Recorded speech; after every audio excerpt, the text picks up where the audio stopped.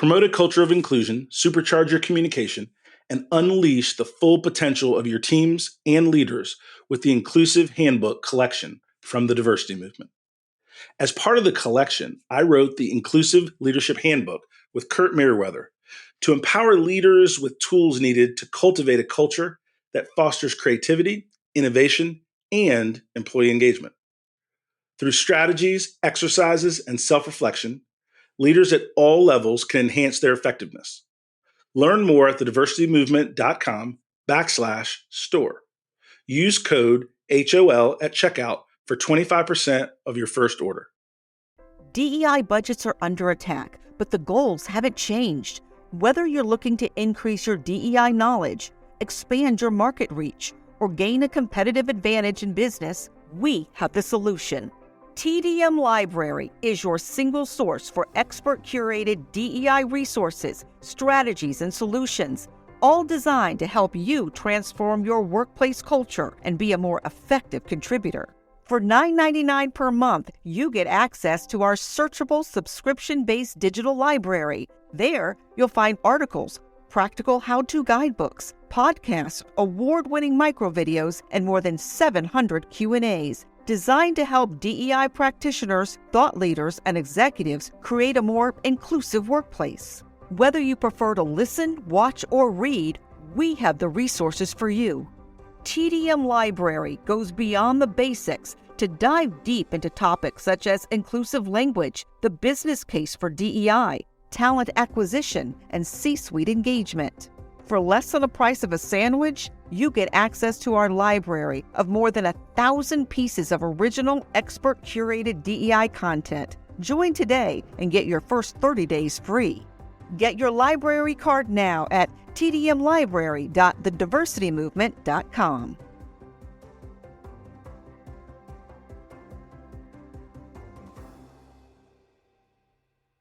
You can't stop me, nothing's gonna stand in my way. Nothing. I'm gonna fly higher. I'm gonna fly higher. Welcome to the Donald Thompson Podcast. I have here with me my guest, Jarrett Nobles. Jarrett and I got to know each other several years ago, have kept in touch with email and social media, but haven't got to spend the time like we would like to. And so, Jarrett, welcome to the Donald Thompson Podcast. Thank you for having me. I definitely appreciate the opportunity.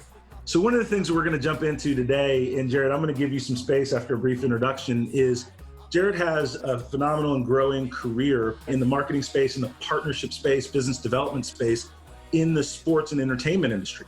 And so that's a space that a lot of people aspire to get into, to be a part of the fabric of kind of that superstar arena and that component of athletics that really drives us as a part of our economic engine and also a part of our entertainment fabric. But I got to know Jarrett as he was finishing up his MBA at FAMU School of Business at Duke University.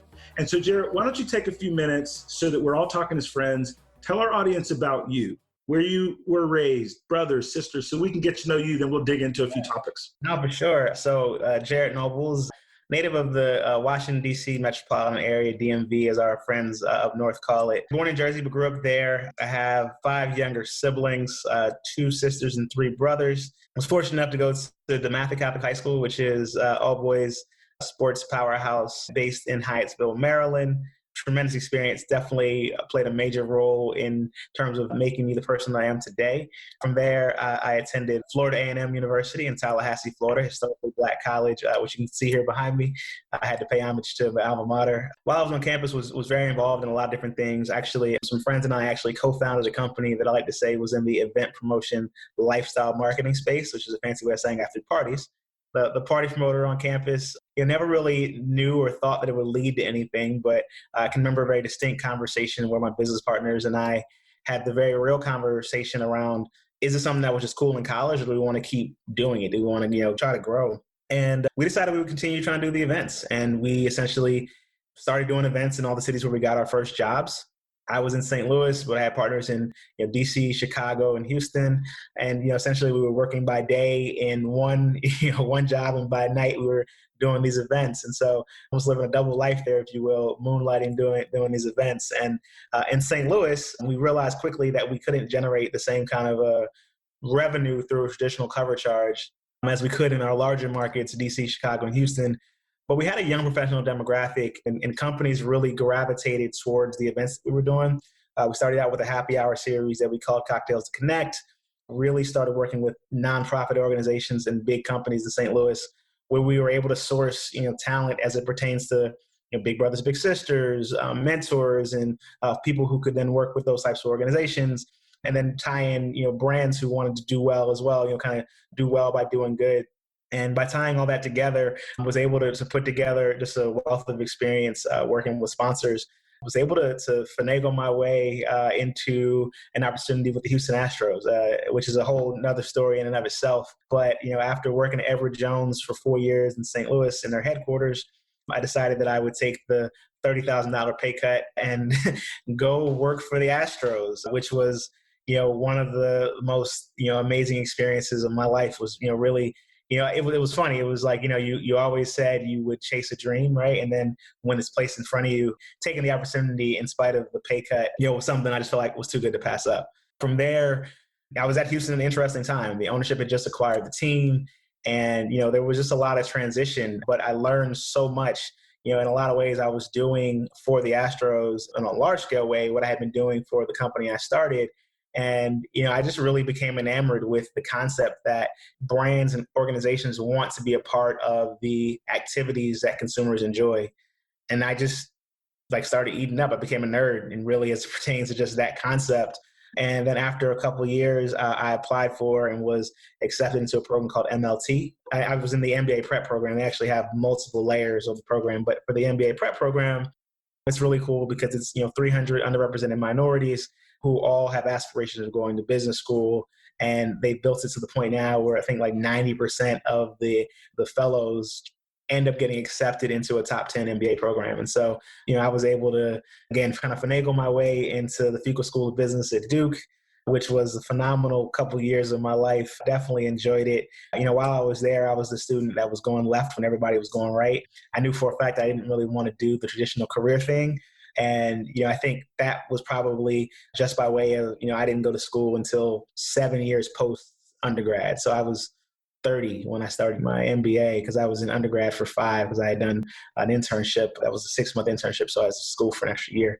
But yeah, so, spending, 2 years in business school, kind of going a different way than everybody else was just an interesting experience. I had a chance to intern for an artificial intelligence tech startup in Silicon Valley. And then, when I came back, my second year, I was planning conferences. I planned the Media Entertainment Sports Conference, the Entrepreneurship Venture Capital Conference, and the Media Entertainment Sports Conference, or let's say the Minority Business Conference. And really the whole goal was just, I figured it'd be one thing if I said, hey, Donald, will you talk to me about my career? It'd be another thing if I said, hey, will you come speak at Duke? And I tried to emphasize Duke, and use that as much as possible, use that good, duke.edu email address, because I figured people would be more inclined to take the email. And so as such, really looked at business school as like a 2-year business trip, and, was able to leverage those conferences to build a network in industries I was most interested in. Graduated business school, and I was in the 5 or 6% that graduated without a job offer. But that was somewhat by design, because I knew I wanted to do some things that were very specific. I was fortunate enough to attend a conference where I had an opportunity to receive an offer from a company in Chicago, as well as a startup in Austin.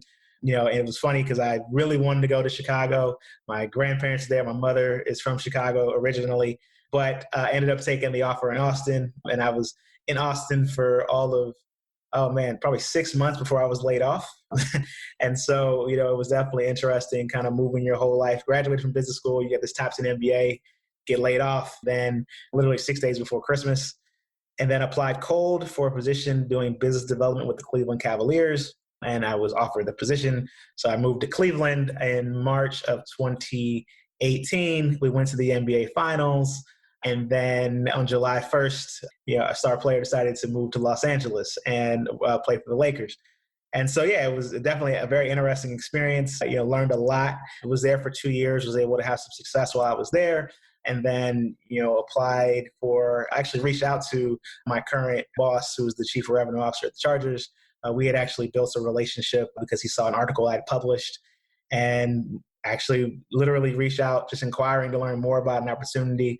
that was available and kind of got thrown into an interview process. And I was fortunate enough to be selected for my current role, where I'm a director of business development for the Los Angeles Chargers.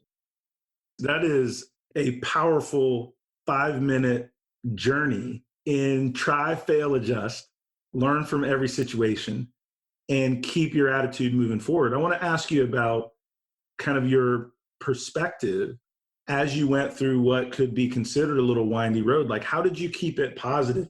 How did you keep it focused forward? Because everything didn't work out according to any plan you might have thought. 6 months, then get laid off, moving your life into different cities. How did you keep yourself focused on keeping it moving forward?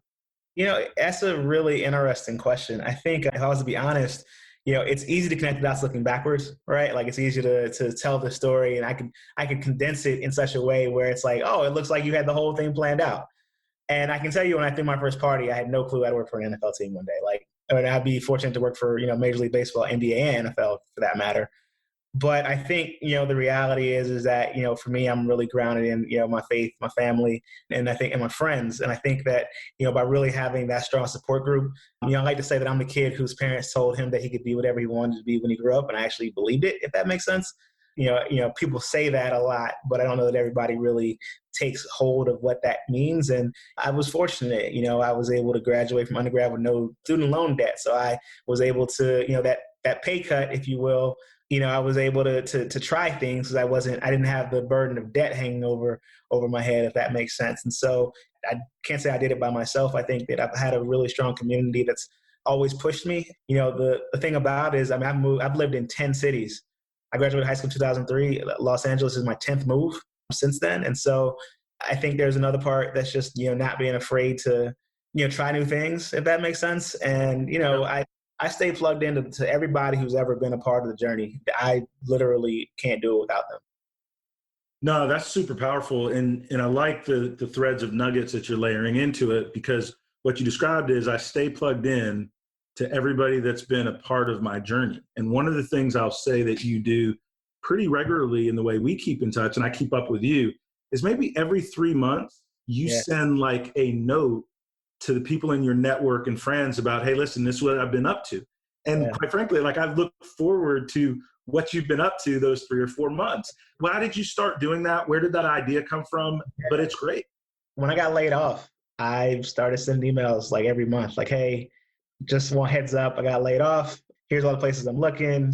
I think you spend all this time like building this network, right? Whether it's, going to FAMU or MLT or Duke. And it's like people, I don't know, for whatever reason, maybe not as comfortable reaching out when they need something. So, initially it just started out like, hey, like, I'm not working. Here's where I'm thinking about working. Like, can somebody help point me in the right direction? Do you know anybody there? Like, can you just, throw me a bone? And then when I got hired by the Cavs, I'll never forget the email I sent then was like, okay, well, I don't want to be the guy who only reaches out when he needs something. I also don't want to reach out every month. So let me decrease the frequency and we'll make it once a quarter. And I've tried my best to really stick to that. And it's crazy, because, right after the summer of 2018 and we had changes with the roster, it was a tough time. And I think that I was so caught up with everything that was going on that I forgot to send a couple. There was probably a good 6-month stretch where I didn't send out anything. And I never forget, there were 2 people, one was the head of diversity at Major League Baseball, the other the head of diversity at the NBA, who I bumped into literally randomly at different times. And they were like, hey, Jarrett, like, where's your email? And I was like, it was crazy because they had never responded. Like, they'd never, ever responded to anything I had sent. And they were like, literally individually, in different settings, like, hey, I miss your note. And I think that is when it resonated. Like, you never know who's paying attention. And I think that's been the recurring theme throughout my life, is just the willingness to give and to keep everybody just connected. Oh, man, that's powerful. And powerful that you followed through keeping your network active, right? And it was a simple thing that you decided to do for whatever reason, but you've continued. And I remember it personally. One of the things that you said earlier on that I want to come back to as we talk about brands, and that's really where you live and play, right? You've worked with the NFL, you've worked with Major League Baseball, right? Now in the NBA, all of these marquee, iconic brands. But now what it is that you do with these brands to make them special is, you said you create an opportunity for brands to participate where their consumers are engaged. And so expand upon that as it ties to what your work is, what you've learned. That'd be helpful to our audience. Oh, for sure. Look, put it simply, my job is to build relationships with organizations who are looking to accomplish some type of objective, right? It could be an organization that has a consumer-facing product that wants to grow their sales or grow their brand awareness, right? And, I think the cool thing about sports and entertainment is that, I like to say we have this thing, and I know, it's really eloquent, but we have this thing that people get irrationally passionate about. And because of that, you're really able to drive behavior. People remember growing up watching the games with their dad or with their mom or with their siblings. And, it's a part of who they are. They really do. I don't think I realized how much being a part of a professional sports team was until I worked in baseball. I mean, literally, you're a public trust. Like everything you do can make the news, right? And so, it just made me much more mindful of, not just the impact of the organization, but even the impact of the employees, right? Like it's big news. And so the cool thing about what I get a chance to do every day is I get a chance to almost be a consultant. I have my friends that went to go work at, Bain, BCG, and McKinsey, and, Deloitte, all the big, consulting firms. And I kind of get to do the same thing in a really kind of focused and targeted way where I'm calling companies saying, hey, how can we help you sell more of your products to more people? Or, hey, you're doing this really cool thing in the community. If we throw our weight behind it, are we the megaphone? Do we amplify the good that you're doing in the community, right? And so, essentially, I get a chance to really, take a deeper dive into different organizations and really understand what their goals are, what their objectives are, how they're thinking about things. And then from there, we really kind of put together a partnership that really is, mission focused and objective oriented. And, it's evolved. I think, your question about the lessons, a lot of what we do, you see like the signs in the arena or in the stadium, you see a jersey patch here or there. We have this asset of, the team and the experiences and some of the money can't buy, get a chance to meet players or post game this or that. And, really think through how those different experiences can be beneficial to organizations for whatever they're trying to accomplish, right? Be it children who are sick and want to, give them, a Make-A-Wish type of experience, and or, you're trying to entertain your top clients. I mean, there's so many things that sports are to different people. I mean, we get a chance to really think through creative ways to just help organizations accomplish their objectives. Oh, man, that's powerful and insightful. And we can apply that really to many things we all think about in business and entrepreneurship. And you described very succinctly, you're in the relationship business. And we talked about how you develop that personally, how you're doing that for brands that you associate with. And at the end of the day, especially during the economic times that we're in, where it's harder to get deals done, you really have to make sure that you're applying that pressure to your network in a positive way. And it's not just what you get. You mentioned this, it's what you also are able to give that fully activates a network. Totally. No, I think that's 1,000% right, man, is that, even now in the current times, right, like we're trying to figure out how we can be helpful. One of the cool things we just did was, we did sweepstakes. This was with the Chargers. We did a sweepstakes for small businesses where they got a chance to win, like a 3-month partnership, right? It was like, enter for a chance to win, some of the digital support behind it and get a chance to see how that works. And so, it's cool, man. It's really, really cool. It's interesting because I'm fortunate, man. I love what I do. I know a lot of people sacrificed a lot for me to get to where I'm at. I also know that I've sacrificed a lot, in terms of just moving around and bouncing around. But, like I get to wake up every morning and, it's hard under normal conditions, right? Like, right. But I get to call CEOs, CMOs, I get to call companies, locally in wherever I'm working and or big Fortune 500 companies. And, I get to sit down and talk to them and figure out what they're working on and how we can kind of work together, how we can be helpful. Yeah, it's really cool, man. I love what I do. One of the things that in any arena, any area of business, you have to learn the language of the decision makers. You've talked to a lot of business and sports and entertainment leaders, and your goal is certainly how to be helpful, but your goal is how do you get a deal done also? That helpfulness, right, to that business outcome for both sides to win. What are some of the ways that you communicate value? What are some of the ways you get the attention of these business leaders that help you have productive conversations that move the needle? Yeah, I think that's a good question. I think, communicating value it's interesting, right? Like, the first thing you have to do is really understand, like, people are in business for a reason. There's something they're trying to accomplish. And again, like I said, I think, as I mentioned, being, mission focused and objective oriented, the company is trying to accomplish some objective. How do we amplify what they're trying to do? And I think, for us, it's really taking a deep dive into their business, into what their objectives are. Hey, you're trying to grow your sales. Hey, you're trying to enhance your, your presence in the community. You have clients that you want to entertain, right? And, from there, we think through, well, what are ways you can leverage our organization to do that, right? Like, do you need market far-reaching, sweepstakes? Do you need some kind of hospitality with some kind of VIP experience, right? Like, there's a lot of different ways that we kind of work to identify value. And I think it is, man, it's building that relationship and taking a deep dive and then just asking about their business, right? Like, don't think about like the signage and all the assets at the team level. Think about, like, what are you trying to do? Like, take us out of the equation. It's the same as being an entrepreneur, right? You're trying to solve problems, right? And the more you solve the problems, right, the more valuable you are. And so for us, I like to view myself as as being in the value creation business, right? Like, what are your challenges? What are you trying to solve? And then how can we create value for you? One of the things that in any business, and I agree with you, we're in the value creation business. And the more you can put specific plans together to solve problems that people have or help them create opportunity, the more they pick up the phone and want to talk with you. That's really that powerful separator. And one of the things that, I wanted to ask you is, you have that powerful structural education, getting your MBA, right? Top 10 business school, all that good stuff. And then you have that street smart focus as an entrepreneur, right? That hustle, that pivot. Tell me a couple of key things you learned from both educational experience. One from that MBA experience, one or two, and then some of the things that you learned and takeaways from that entrepreneurial experience.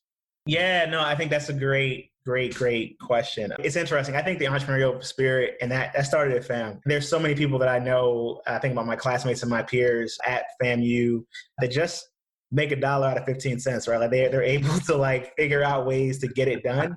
And I'm not even, I could think of at least 5 people off the top of my head right now who are all doing incredible things. The talent that was in my undergrad institution as it pertains to just entrepreneurial, like drive, hustle, being scrappy, figuring it out, FAMU was a breeding ground for that. I think for me, starting my business there was just the best thing I could have done, because we're talking about a place where school elections, people spend thousands of dollars to be, class president and whatnot. And so you find ways to be scrappy and to get it done, because you got to raise the funds, right? And so, I think for me, it really starts there.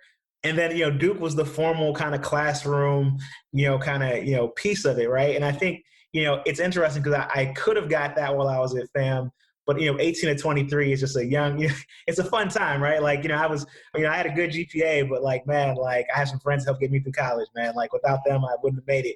And I think when I went back to school when I was 30, I was ready to learn, ready. And I think it was helpful. Like, going back at a later age, if you will, I think the average age is 29, but like, classmates that are 25 and some that are a little older, but like, I knew what I was there for. I knew what I wanted to learn. I knew what I wanted to get from it. I was very intentional. Like I was at A, I knew what B was. I took all the entrepreneurship classes. I took all the marketing classes. Those are the things I was passionate about, right? And because of that, I think I was able to get more out of it, because it was just a very structured environment to really, kind of gave me the map of like, okay, you want to learn these things, you want to gain these skills, right? Well, let me dive in. Undergrad in general, I think 18 is just a young age to really think about what you want to do with the rest of your life. I went to an all-boys high school. FAMU obviously is co-ed, so I probably lost my mind when I first got down there. But no, look, I think the reality is just like the combination, I think, is I use it all the time, because I think there's like an EQ and an IQ element, right? Like there's how do you navigate people, right? How do you get people to do things, right? Like a lot of MBAs end up working for people who don't have their MBAs, who started great things, right? Like, and so I think for me, it was just a function of, let me get the tactical skills together. Let me make sure that I know what I'm doing. But at the same time, like, you would never forget how to hustle. You never forget how to, the first event that we did, we invested $12,000 and we made like 28, and it was like, oh, we have something here, right? Like we were literally like renting out a club. We went out and got flyers. We put together street teams, all things that we had seen in different function. Like I saw campaign teams and I saw how the people campaigned. And I was like, oh, well, I wonder if we apply this to that, will it work? right? And so you never forget how to hustle. And I think for me, it's just the balance, man. It's just like the thing for me that I think what the experiences do is they give me the ability to be comfortable in a lot of different settings. Oh, right? man, I'm going to jump in for you there because I want to catch a couple things real quick. Number one is you never forget how to hustle. When you go through that journey of trying things where there's no blueprint, the best learning times are having no money, no resources. You have to be creative.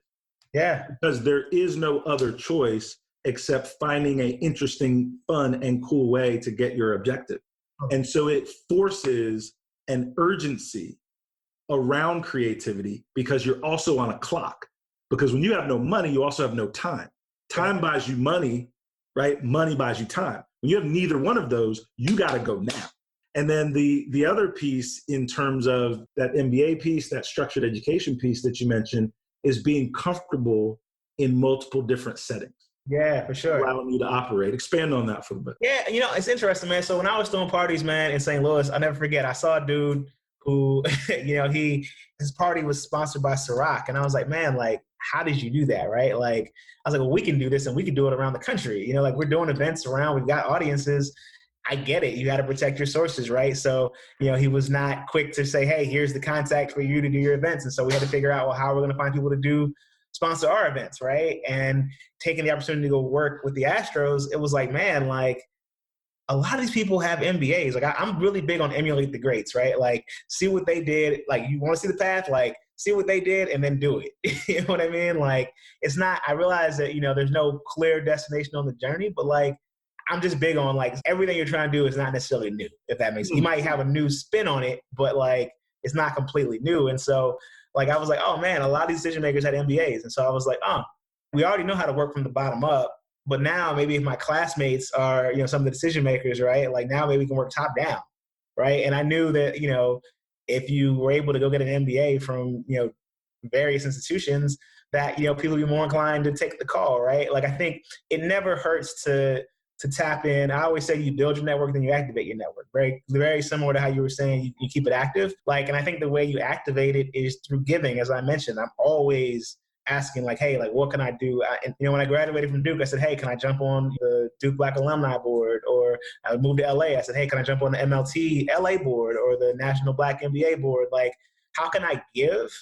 Right. But I do it in ways that make sense, right? Like I'm the social chair. I did events. So I'm like, hey, like, I'll keep you guys active and fun. Like I do that well. Like let's stay in my lane, right? Like, I'm not out here saying I want to do professional development because on some level, like while I need it, that's not my passion, right? So I try to give in ways that are organic to me. And then you start building a network, right? You start doing things and it's like, oh, like we work together on this and now I need to get into this company. Maybe you can help me get to that person. And so I think a lot of it is trying my best to just build that network, activate it, and then, keep it moving throughout and knowing that, there's benefits of the Duke network, there's benefits of the FAMU network, there's benefits of MLT. To me, I'm just constantly focused on like, I just want to be a contributing member of any network that I join. Man, that is really insightful because everyone from their college networks to their sorority networks through their religious associations or nonprofits have networks that they can activate. It's not a function of what your specific journey is. It's a function of how we all activate the spaces where we have audiences of influence. And you've given some powerful encouragement there. What I would ask as we kind of wind our time together is, what do you think and dream of next, right? Like I know you have a current role, you love your job, I get all that, right? I'm with you. Talk to me about some of the things that still keep you motivated, building, growing. Talk to me about some aspirational things. Yeah, no, for sure. I'll never forget, man, like there were a few very central moments in my life, man. I went to DeMatha. We're ranked number 2 in the nation in terms of, Sports Illustrated said, hey, what are the best schools for sports in the country? We were ranked number 2. And, just having a lot of friends that were enamored with the field of athletics. And then my freshman year, I have a really good friend of mine. And I said, he said, hey, what's your dream? And I said, I want to be a general manager. And he said, well, why not own a team? And I was like, I don't know about that. And I'll never forget, Chris Rock made a joke. I'm going to paraphrase a little bit, but he was like, this was 2003, 2004. But his joke was like, Shaq is rich and the man that signed Shaq is wealthy. And it just clicked. Like it was something, I don't know what it was about like hearing it like that, but it was like, man, Shaq's making $25 million a year. how much does the person who pays Shaq make? You know, and it just flipped it for me, man. Like it really did. And I think my big, hairy, audacious goal would be to own a team one day. I realized that, you know, that's a very difficult task. I mean, teams are going for $2 billion, right? And Right. you got to put 20 to 30% down. And so being generous, right? Like a couple $100 million, right? Or build a group, obviously. But no, I mean, look, I think that's the biggest thing. I think for me, in full transparency, I realized that a lot of people of color, grow up wanting to be on the talent side and don't always understand the business side. And I think for me, a lot of what I'm doing and what I'm passionate about is just, you know, really understanding the business side of entertainment and sports, these industries that we gravitate towards because you see it reflected on your television screen or you watch it, you know, when you go to a concert or, you know, athletic event. But you may or may not always know, you know, just kind of how it works in terms of the nuts and bolts. It's a business, right? And so, you know, being able to really understand that is helpful for me because, you know, I think there is an element of, I know when I walk into a classroom, it doesn't matter what the kids look like, but I know that if I say I work with this professional sports team, I command attention. Like I know that, right? And because of that, right, like if I'm able to, you know, have a little kid who may have been thinking about wanting to be an MBA star, like everybody's not going to be 6'8", 240, right? Like, That's right. you know, like I haven't grown since 8th grade. I literally went from a power forward to a point guard in like a year. You know what I mean? And so, like, I think that part of it, man, is just like the part that really motivates me is just, you know, exposure leads to enlightenment. You can't be what you can't see. I'm a firm believer when there's a home run power statement, you kind of let it gently resonate and wind down. And our time together has been short. I don't want it to extend to where we don't stay in touch this long again.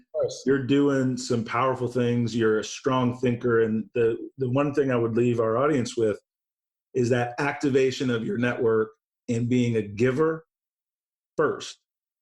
And then it naturally creates organic opportunities where people want to help you as well. And that's certainly proved itself with Jarrett. And I can attest to that because I've definitely seen good seeds that I've planted over the years come back up and being that giver. So Jarrett, I really appreciate you taking time with us, a wealth of nuggets in what you're doing. And I'm cheering for you. I am pulling for you. And I want to see you with that team one day, like whatever league you pick, whatever. And 200 million is that's right. And call me because I might want to be a little part of it with you. Man, look, we're in it together, man. And look, the feeling is definitely mutual. I'd be remiss if I didn't thank you for all your guidance and tutelage during our time together when I was living in Durham. And so it's definitely not lost on me. And so I'm very happy to just be a part of everything you're building. Thanks for your time, man. I'm gonna fly higher. I'm gonna fly higher. This podcast is edited and produced by Earfluence. If you're looking for more information on how full-service podcast production can amplify your voice, build your community, visit earfluence.com. Thank you for listening, and we'll see you soon on the Donald Thompson podcast.